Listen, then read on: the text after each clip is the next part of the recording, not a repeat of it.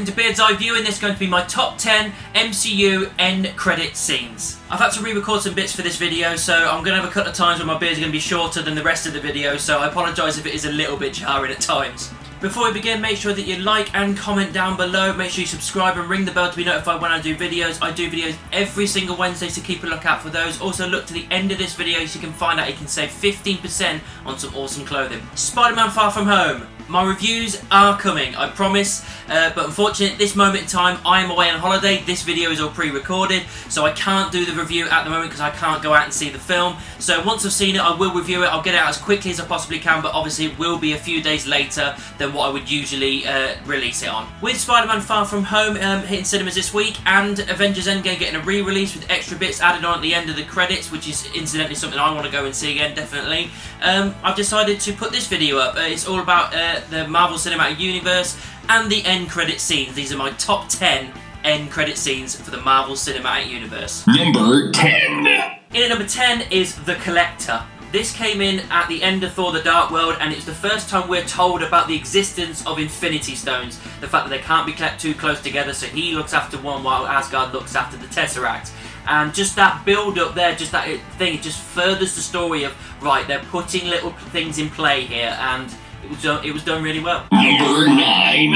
In at number 9 is I'll Do It Myself, which is Thanos putting the gauntlet on, and that's it. That's all it is, but it's enough to go, oh my god, he's got the gauntlet, what's next? We had to wait a little bit longer, but still, it builds you up going, holy shit, he's got the gauntlet. Number 8.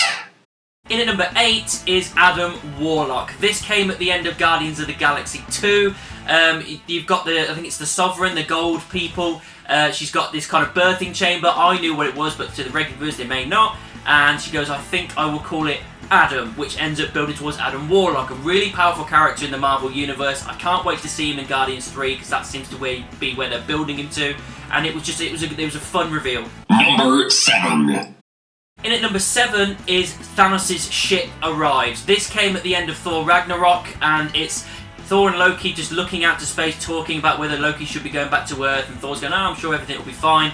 Then you just see this massive ship arrive above and into sight, and that's it. And you just know that's Thanos. This is the last kind of proper end credit scene we get before Infinity War, and the film starts with that kind of scene.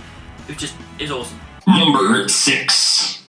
In at number 6 is The Twins. This came at the end of Winter Soldier. It's basically Strucker in this underground lab talking about Hydra and S.H.I.E.L.D. not being a part of each other anymore, and it doesn't really make any sense, but they've been doing secret things. You see the Chitauri staff that Loki had, and that's already awesome enough. And then you see the twins in cages, you see Quicksilver and Scarlet Witch using their powers, and it was just an awesome build-up. I couldn't wait to see what those characters were capable of.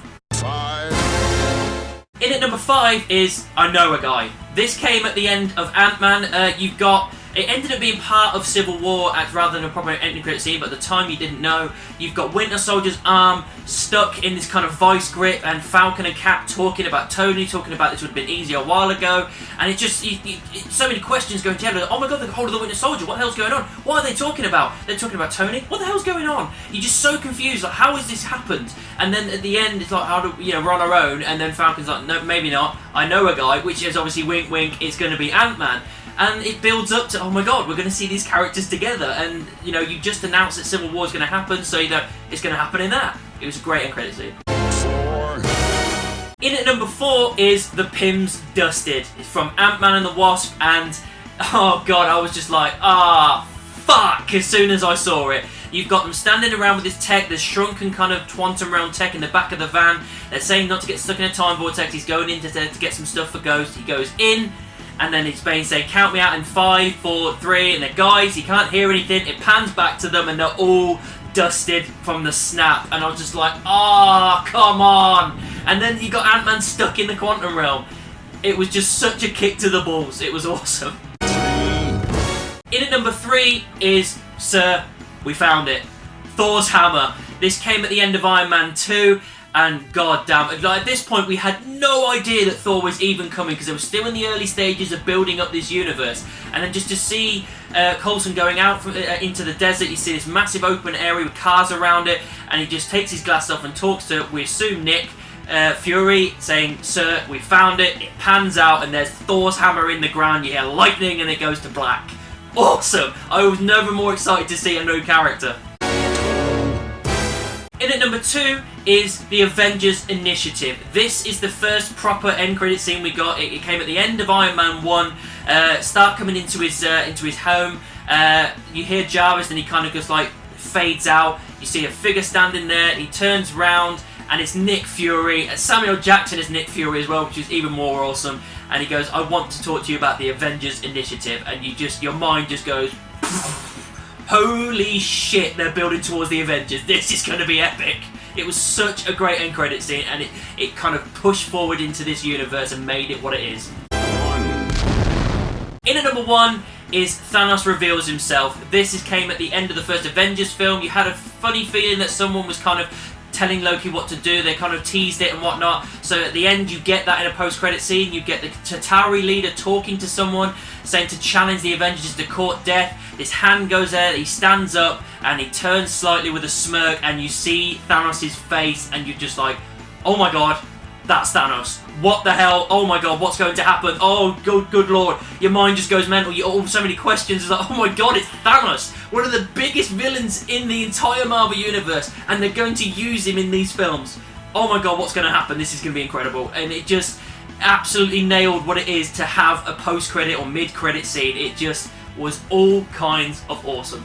You want money off some clothing? Yes, you do. This video is sponsored by The Glory Collective. Apparel, accessories and prints. Use promo code GLORYBEARD15 to get 15% off all purchases. The Glory Collective. For the seekers. So they're my top 10 MCU post-credit scenes. What were your favourites? Let me know down in the comments. Make sure you subscribe and ring the bell. If you want to find me on social media, all links are in the description. And I'll see you soon.